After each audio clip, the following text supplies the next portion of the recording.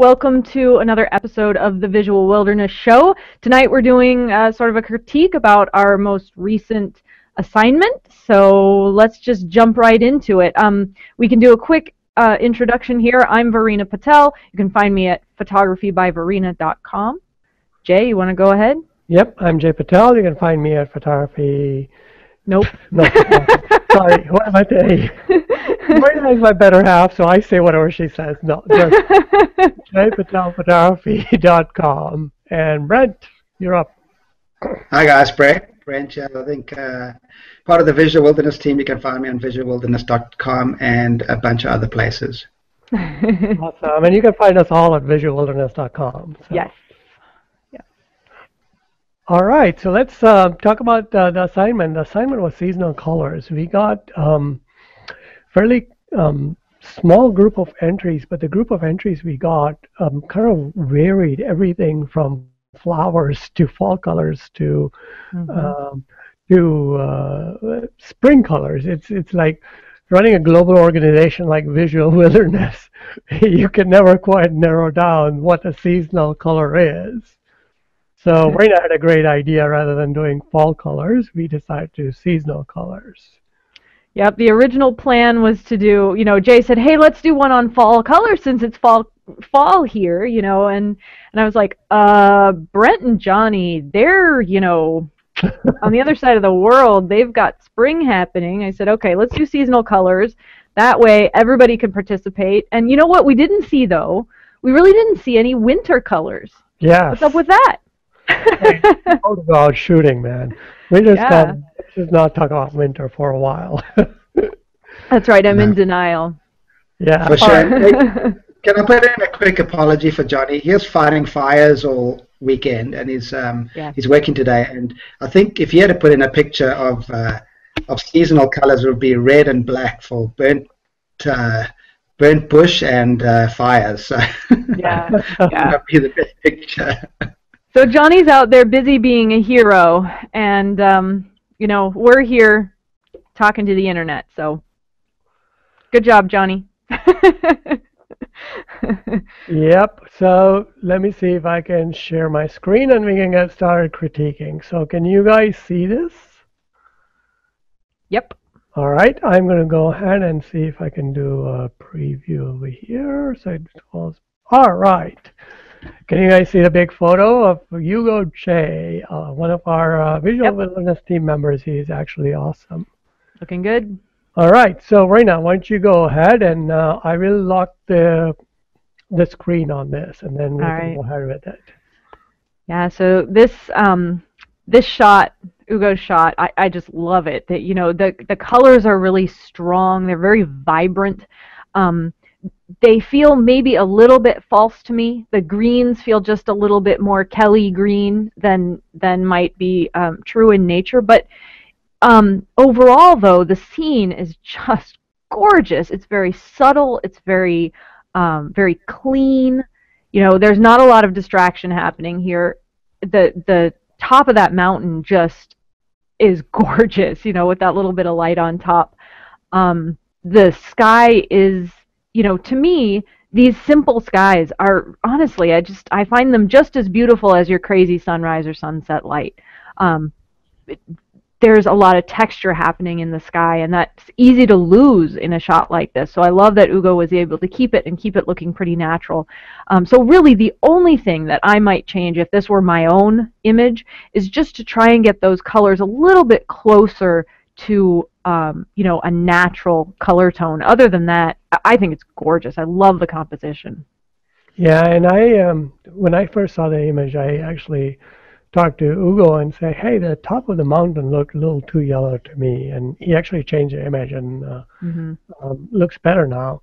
But I can't complain about saturated colors. I like saturated colors. What you don't see in this image, and good job, Hugo, is the dynamic range is very well maintained. Yes. And the colors are not saturated to a point where there's like blatant clipping or blurring or something. So overall, beautiful shot. I mean, yeah, good. And can I say something, guys? I just for me, a great shot, and love it, Hugo, but Ugo, I should say. But for me, the point of interest, like my eye seems to be going around and around and around, and it's not settling on one specific thing. Is it the tree in the foreground over here? Is it the lake? Is it the mountain? Not quite sure. I don't know if you can make that a little bit more, you know, what does he want us to look at? What is the main point of interest in this image? Yeah, I can kind of see where you're coming from. I think, to me, the bush on the right almost feels like it's kind of pointing in towards that mountain, which helps. But I wonder what kind of difference it would make to use a longer lens to just include the lake in the foreground and the mountain in the distance, or even to get up on the edge of that lake and use the sort of, the curve around the edge of the lake as a leading line to take me in towards the mountain. It feels like there are 100 different photos here, but I kind of see what you mean there, Brent. Yeah, but I also, to Ugo's defense, I had to say that when a light in the mountain like this probably lasts for fraction of a minute or maybe 2 minutes at most. He runs over to the lake, composes a photo, that light is gone, man. Yeah, true enough. Grab the shot. so well done overall, but I do agree that there are 3 point of interest that compete with one another, and you'll see that in other images we saw this quite a bit. So, let me see if I can go to the next one if you guys are ready. Yep. All right, so here you go. I like this. I really do. This was one that I chose to put in here. I said, oh, I like it. It's very simple. It's very clean. I always love the, I kind of have a thing for monochromatic images that are in color. One color, a single color image. It's not that easy to find a scene that's very, very simple in terms of color like this. So that to me makes it a beautiful shot. I do think that a little bit of cropping maybe to bring me in closer to that leaf would help a little bit. And there's one thing that stands out to me, and that is that, I think it's clear that this leaf here at the top, the brightest leaf, is probably the point of interest. But, hey Jay, can you, yeah, there you go. Sorry. It's okay, you're playing around over there. The brightest leaf feels like the point of interest, but that little leaf near the left edge also feels pretty important in this scene. And I think that the simplest way to draw my attention in towards a single leaf is actually to just crop in a little bit and make it so that no leaf is complete except the leaf that you want to be the point of interest. So, to crop in a little on the left to cut off that smaller leaf near the left edge, and even up from the bottom a little bit, because the larger leaf with the serrated edge near the bottom feels pretty important, because its serrated edge is pretty, well, it really stands out. It kind of grabs your attention. So I would think about cropping in a little bit closer, get in closer to that leaf. I might even consider cropping a little on the right as well, just to pull in a little bit. And then the other thing that I would suggest is actually bringing down the brightness of that leaf, or perhaps the entire image, because the leaf that feels like the point of interest in this shot is just a little bit overexposed, or at least it appears to be here. Yeah, so I was actually kind of wondering if, Kelly, if you used a polarizer for this. If you didn't, I highly recommend a polarizer, because it should cut down on some of the brightness. The other thing is, Marina is correct. The small leaf over here on the lower part is competing with the big leaf. And if you were to zoom in a little closer, or get your camera moving a little bit closer, you can eliminate that. The same thing is right next to that small leaf is a area of depth, which also stands out in the image. If you look at all other leaves, they are just 2 layers of leaves. This little dark spot creates additional layers that you can see through. And because it has a different tonality than other images, that dark spot next to that small leaf stands out. So cropping that would be a great idea to make this a little more effective photo. Other thing that I would recommend in fall, if you guys get a chance to where you live, and this depends on where you live. I'm Brent, I don't think you can do this, but you get up early in the morning. A lot of times a rain that has fallen would make really frozen water droplets on the leaf, and they make for a cool shot. And in fall over here, we get frost all the time. And the frost has ice crystals deposited in it. And if you photograph that with a macro lens, Brent, I'm telling you, you're going to run over and get that 180 macro if you saw that Verena shot. Yeah, I just want to borrow it from Verena, actually. Sure thing. No problem. But yeah, I love that image. It definitely speaks fall or autumn to me, and that's one of the things I think I miss being here on the coast in Australia. Is we don't really get that over here too much. You've got to travel about an hour or further to get those kind of images. But yeah, well done, lovely. So Brent, you're going to recognize this next image. Recognize these mushrooms? So, all right, sweetheart, you're up. Yeah, so we were all out there in New Zealand when we traveled there together, Brent, Johnny, and Jay and I, and we kept finding these gorgeous mushrooms out there, and we were photographing them just as Oleg has been photographing them. So, right away this shot grabbed our attention, but it also happens to be kind of a nice shot. So we love the brilliant colors, the green and the red and the orange just stand out so beautifully. So of course that's what makes these mushrooms so appealing. But I think Jay and I both agreed that there's a lot of distraction happening here. There's a lot going on in the background. And I believe that Oleg actually posted another photo in response to some of that, some of the suggestions on Visual Wilderness, and here it is. Jay, you want to show that? Yeah, so my suggestion to Oleg was to try a different perspective on this shot.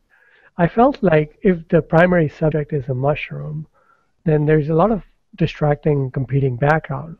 Don't get me wrong, the mushrooms do stand out in this shot. But then the eye kind of wanders around and say, what the heck? And there's this leaf on the top of the mushroom. So my suggestion to Oleg was try a different perspective, see if you can get a shallower depth of field. So he tried this. And to be honest, I love this shot. This conveys the same fall feeling with the colors and the leaves and everything. And the shallow DOF is awesome. It's gorgeous. Yeah, lovely. And sorry, Jay, I'll just jump in there quickly. And I'll give everyone a tip. When I was watching Jay and Verena photographing mushrooms in New Zealand on the way to Milford Sound, I noticed you guys got a little bit of moss, and you moved all the leaves away from the mushroom, and then you put the moss behind it and around it, and you created the scene the way you wanted it before you even got your lens down there with the tripod and everything, and got in to photograph it. And I remember Jay, and actually I was holding a reflector on the back too, to actually reflect light underneath the mushroom and to the shadow side, just so we could get that extra highlight in the shadow. So there is a lot of work that goes into shooting a macro like this. There's a lot of things that are happening behind the scenes that a lot of people may not know about or even realize has happened. The other thing is, sorry, sweetheart, you want to say something? No, go ahead. The other thing is about the negative space. So when we talk about mushrooms and negative space and everything, I noticed that there are all these leaves over here, but then you go up on the top and the leaves kind of get lost, right? And well, I think Oleg actually commented on that when he posted this photo. He said, looking back, he thinks he should go again and pile up more leaves in the background. He actually went in and piled those leaves up behind. So, Brent, you're talking about Jay and I moving things around, and right. we call that terraforming. But yeah, you look at these scenes, and there's so much happening on such a small scale. It can be very distracting, and I think that Oleg, you're totally on the right track. A few more leaves to fill up that dark area in the background, and you've solved the problem that Jay's pointing out. Also, you can leave some of the leaves in the foreground as well. They will just sort of form natural, because if you look at your original image, there were leaves in the front, there were leaves in the back. So if you want to leave some leaves, that's fine. But I completely agree. Piling up the leaves so that it forms a uniform background would have given this even more stronger image than the first one. So well done, though. You took the suggestion, you ran with it, you improved the photo. Very well done.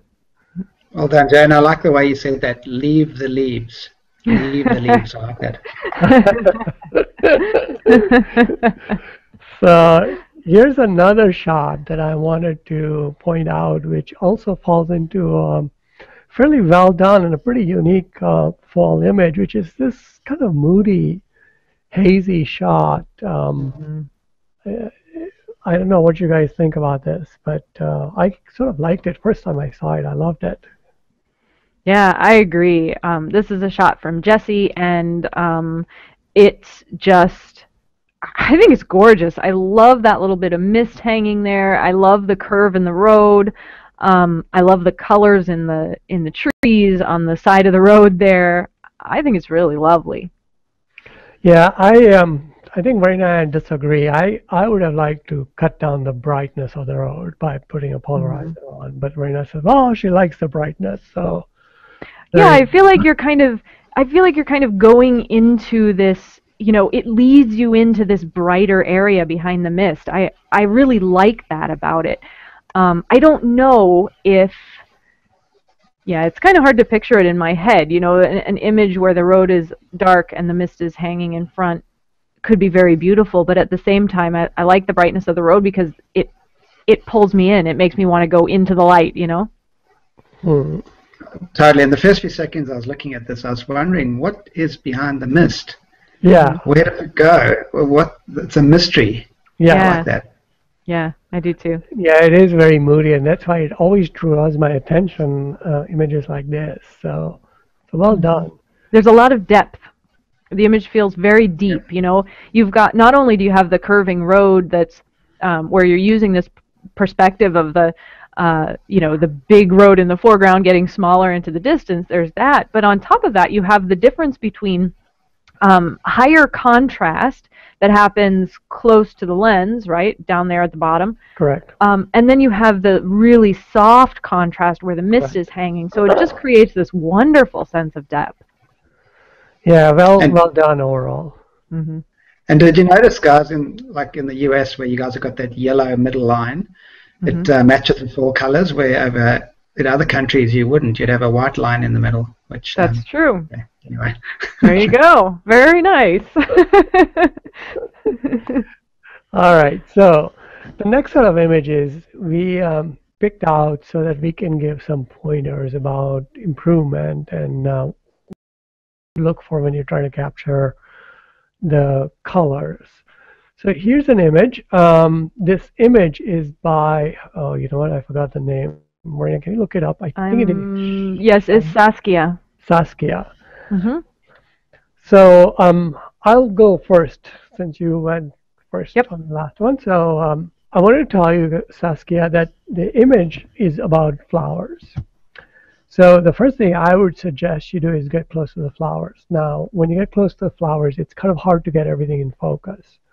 So look at a concept of hyperfocal distance, and you can look at the courses that are up on our website if you haven't done it yet. And you can get to the flowers. So what will happen is these flowers will fill up the frame. Now, the second and the more important part about this image is there is competing light. The front of the image is totally in shade, and the back of the image is in sun.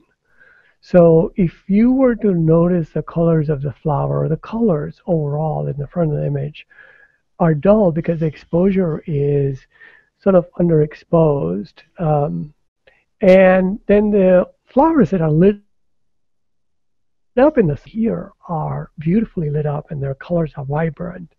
And then the sky is sort of dull again because it's slightly overexposed. So to take a shot like this, what I would do is I would put myself so that the entire shot is in either full sun or shoot it on an overcast day when everything is in soft light. That way the balancing of the exposure will work out much better. And to get the vibrant colors, you want the exposure of the element that you're trying to convey colors for as close to perfect exposure as possible. Mm-hmm. Comments? Yeah, I think when Jay says to get in closer to those flowers, he's talking about using a wide-angle lens to enhance the size of things that are close to the lens, and that's something that for a shot like this, to be able to take those flowers and really fill the foreground with larger sized flowers, it just makes you feel like you're right in there.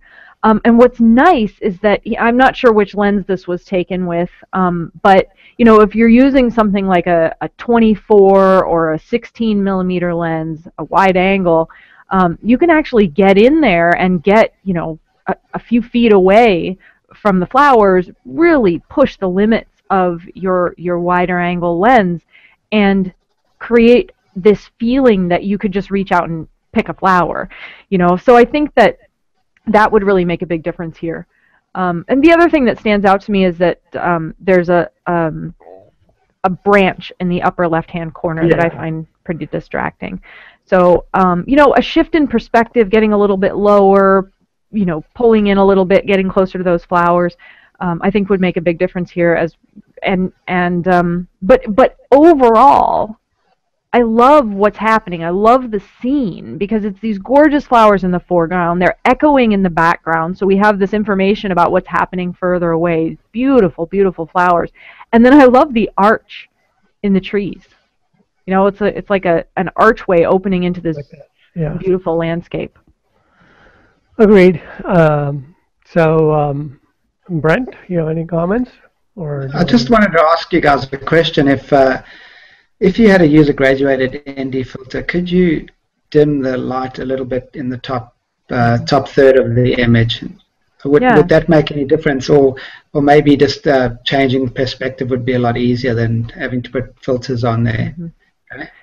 Yeah, the problem with putting filters on is that it would also darken the tops of the trees. It certainly bring down the background, but it would mean you'd sort of have to sacrifice the little bit of light that you're getting in the trees. They'd get really dark.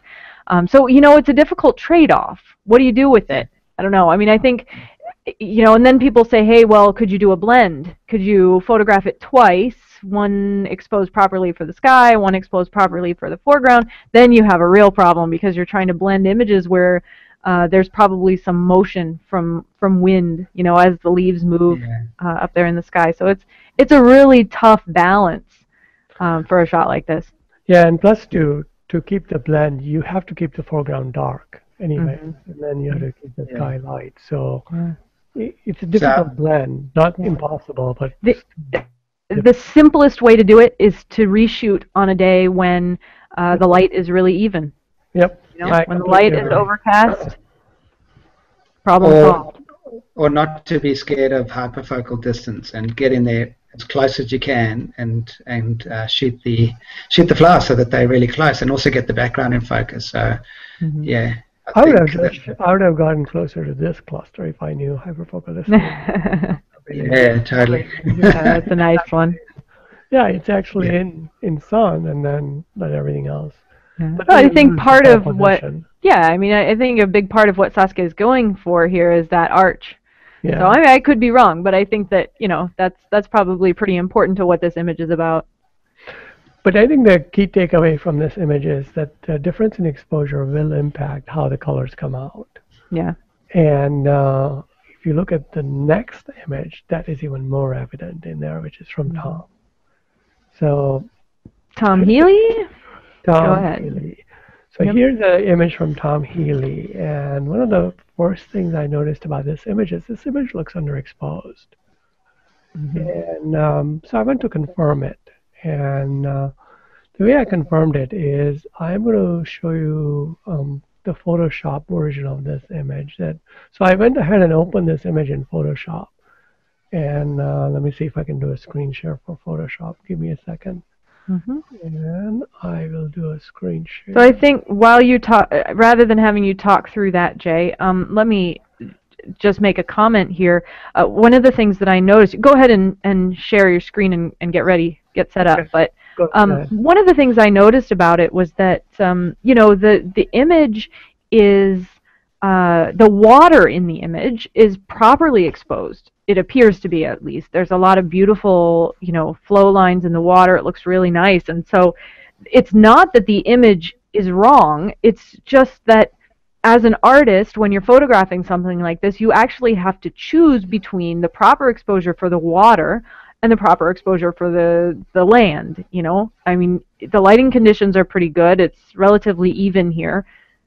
The background is, you know, you have to balance it. If you properly expose the background, you end up with water that's blown out. So what do you do? And I think, you know, Jay's going to show you what one option, what he did in Photoshop to sort of solve the problem or help. Yeah, so this image sort of has the same problem as the other one. Is the water is exposed correctly, at least in the foreground, and also probably in the background, because you can see from the histogram on my screen that I don't see a whole lot of overexposure. If there is a little bit, it's probably the brightest area up here. However, if you look at the rest of the histogram, the greens are dramatically underexposed. Now you can, again, there is two tonalities competing against one another. So what I did was I said, what happens if I were to change the exposures of the green slightly? So what I did was I used a targeted mask and adjusted the greens. So I'm going to show you guys what happens when I adjust the green, so bear with me. So here we go, the green's on the right side, and you can see how I brightened it up, and now the colors are very vibrant. And the same thing I did on the left side. So there we go. So by just changing the exposure slightly on both the sides, I ended up making the image colors, the greens, the seasonal colors of spring, come out really vibrant. And I think this is the moment to say, this is a hugely important tip for nature photographers, realizing that colors that are overexposed tend to be washed out, colors that are underexposed tend to be dull, colors that are properly exposed look vibrant and rich and beautiful, and you rarely need a lot of saturation adjustments to make colors pop if you get your exposure right in camera. It's a big deal. Absolutely. And this is the reason why we try to get the exposure right. And when we can't, we will do some sort of targeted adjustments to adjust the exposures with different image. So here you'll notice that the first thing Jay did was adjust the exposure, not the saturation, but the exposure. Correct. So here's the original image, and that's the adjusted image, and you can see the vibrancy of the colors in the green. So what I'll do is I will actually take this Photoshop file and post it in the forum, Tom, so you can see what I did, and we can go from there. If you have any questions, you can ask us in the forums, and we will try to answer that. I do want to add, though, that I really love that composition. It's gorgeous. What a spot.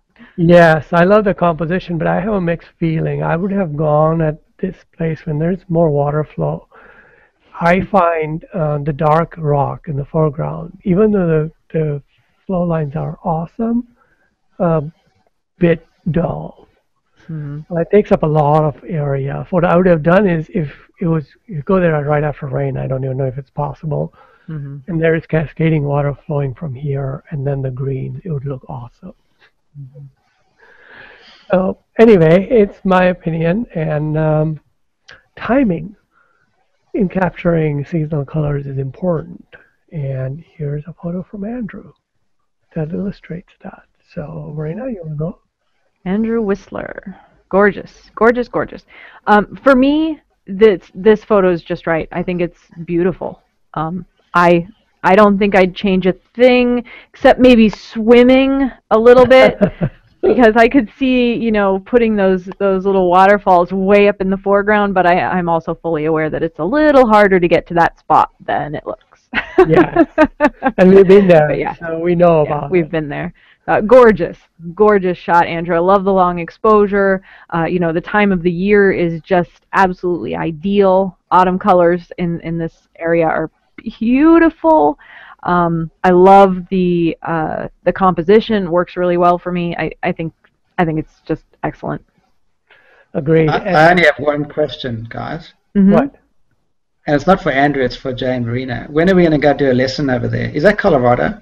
No, No. it's over here in Midwest, Yep. Oh, okay. West Virginia. Yeah. So We need to go do a lesson there. Yeah. I think the spot is gorgeous. The thing that I wanted to mention about timing with this image is I have been to this location in fall before, and when we went there, we hit the timing just beautifully. Mm-hmm. And I noticed that in Andrew's shot, some of the trees have left, or the leaves have gone. So it may be slightly past the prime time.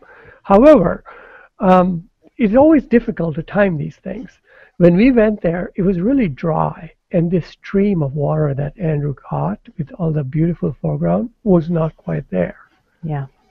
So I wanted to show you guys a different perspective on this image that we had captured when I went there.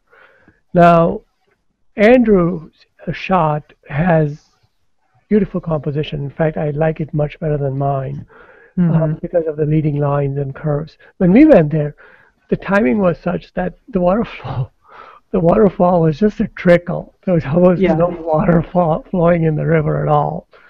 So we ended up not shooting from here. So what we ended up doing was choosing a different perspective. So we sort of avoided the river altogether because there was almost no water there. But what we ended up doing was we ended up capturing more of the fall foliage than what was in Andrew's shot. So when you go to a place, the lesson here is that let's say you go there and conditions are not right. If the water is not flowing, choose a different perspective. And you may come up with something that's more interesting. Personally, I don't feel very excited about my shot, although other people love it.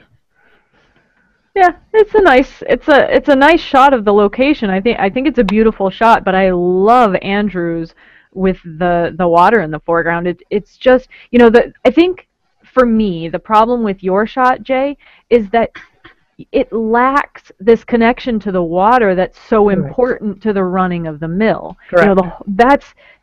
Without the water, the mill doesn't run. And so Andrew's shot gives a sense of place. It provides that, I think, critically important element to what makes this mill what it is, while also including the beautiful fall colors. Absolutely. And I completely agree. But the lesson that I'm trying to convey still stands. We have a blog post about it, saying that you can go and travel to a location like this and not get perfect conditions. Yep. What do? You can just walk away and go home. Or do something different. Yeah. So the reason I picked this shot, even though it isn't very exciting, is I wanted to show you what you can do if there's no water flowing. Now, other thing is we got the same conditions in Colorado when we ended up going there in the middle of a drought. And we were trying to shoot Maroon Lake, and the beaver pond was like a beaver mud pit. And That's true. The beaver had moved out, and he says, I'm moving to like some other place. And you have to find alternative solutions to things. So anyway, I just wanted to show you guys that if you go to a location, you spend money and you don't expect to find what you're looking for, look for other solutions. Yeah, totally. And go back to Andrew's image there, and Verena said, or may have been Jay, said that some of the leaves had fallen off the tree in the foreground. Do you remember when we were in New Zealand and like everything was perfect, and then they had that big storm just before we flew in, and then we flew in, and you guys said, "Oh, you should have been here yesterday. There was all these fall leaves on the trees. Now there's nothing." So, I mean, sometimes it's just luck. Yeah. It's entirely true. So anyway, so that sort of concludes our critique. We have just spent about 30 minutes, so I'm going to try to see if I can actually conclude this and stop sharing this thing. All right. So guys, jump into the Visual Wilderness community and check out Jay's Photoshop file. I love seeing Jay work on that, man. He's the Photoshop guru when it comes to adding light to different sides of things, and I love it. So I can't wait to jump in then and have a look at your Photoshop work, Jay. Yep, I will try to upload it somewhere and put a link up there and see how it goes. Awesome. All right, thank you guys. Thanks for joining us. We will do another one of these critiques next month. This month's assignment, November's assignment, is going to be about reflected light. Remember, reflected light doesn't necessarily mean just go out and shoot a reflections. There is reflected light on solid surfaces. There's reflected light on trees, on wet road, wet sand. So be creative. And we are actually working on December and January's assignment, which are going to be also fairly unique. I think one of them is going to be about negative space. Thanks, guys. See you later. Bye. Bye. Bye.